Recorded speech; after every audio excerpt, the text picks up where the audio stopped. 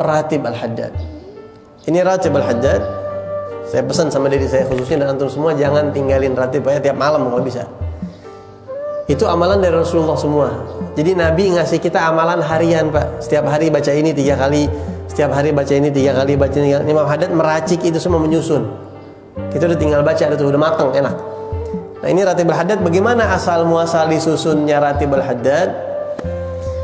Dulu Ratib Al-Haddad disusun ketika umur Habib Abdullah Haddad 28 tahun, Pak. Masya Allah.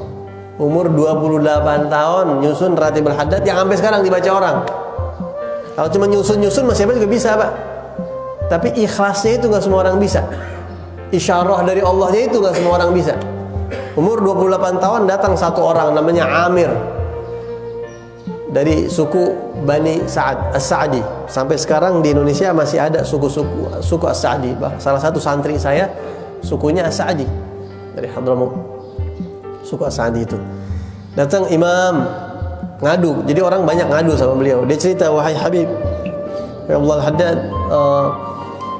begini Habib, kita di kampung kita ini,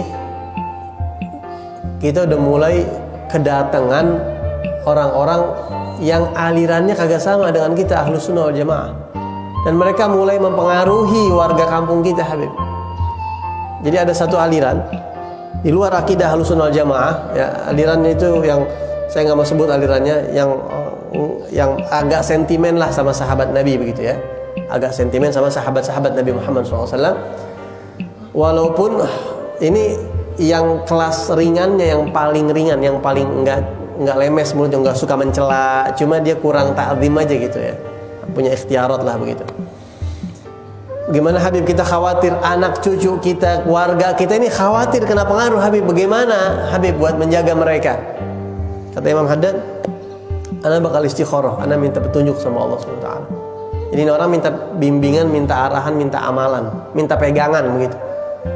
Imam Haddad istikharah, minta petunjuk sama Allah, dan Allah ilhamin kepada beliau. Sehingga beliau menyusun Ratib Al-Haddad itu pada malam 17 Ramadan. Ya, malam 17 Ramadan yang kata para aulia di zaman itu bertepatan Lailatul Qadar tahun itu, pas banget tuh malam pas disusunnya Ratib Al-Haddad.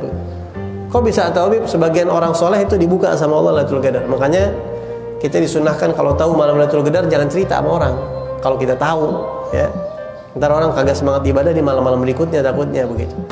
Tapi kalau ini udah lewat, malam 17 Ramadan itu disusun Ratib Al-Haddad, dikasih, ya Amir, ente baca ini, sebarin di kampung ente.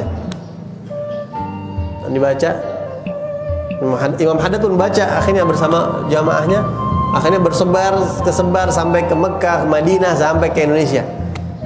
Ya, jadi dan Ratib Al-Haddad ini tentunya diberi nama, dikasih nama sama Imam Haddad, namanya Al-Hisnul Hasin, benteng yang kokoh, perisai yang kuat begitu, untuk menjaga akidah, menjaga mata dari sihir, dari apapun yang kita nggak inginkan. Itu semuanya wirid, bacaan-bacaan dari Nabi Muhammad SAW. Jadi salah satu sebab musabab disusunnya Ratib Al-Haddad itu karena adanya aliran-aliran yang macam-macam. Nah, kita ini sekarang udah apalagi di Indonesia udah macam-macam. Baca Ratib hadirin buat jaga akidah kita. Kita bukan orang yang maksum. Kita nggak bakal melenceng. Setiap orang berpotensi melenceng. Tinggal kita jaga akidah kita pakai amalan. Dan ini amalannya dari aulia, dari Rasulullah SAW. Nah, itu awal muasal disusunnya Ratib Al-Haddad. Dan sampai sekarang alhamdulillah dibaca kemana-mana dan seterusnya dan seterusnya.